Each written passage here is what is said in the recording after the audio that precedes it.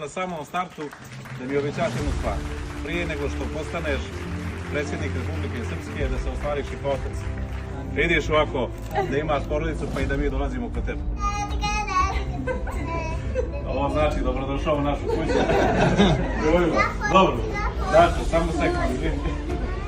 Evo, ima u mojoj kući neko ko priča više od mene, to je moj sin Danilo. Draško, hvala što si došao u Donje Kokote, što si došao u moju srpsku kuću.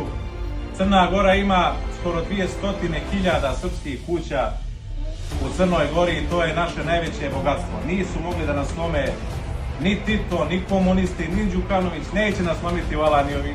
Vlado si imao uspona, imao padova, imao što su uvijek pokazivao emocije. Ja mislim da je najvažnije nastaviti. A ono što je najvažnije vjerovati u svoju ideju. Ja sam vidio puno ljudi koji u politici da bi uspjelo odrekne se svoje ideje, jer zna da to prolazi.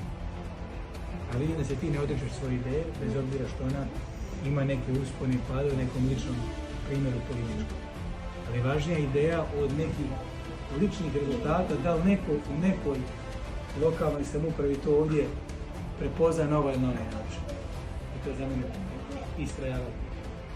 Na ideji našeg naroda, očuvanja ćirilice, važnih pitanja, evo bilo pitanje potpisa pa smo dočekali, trajalo je dugo pa smo dočekali. Pitanja ugovora između države i naše crkve dugo se čeka pa se dočekali.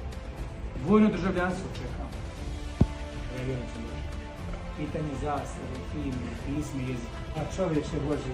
Jeste, ovo je rad u kamenu, ručni rad.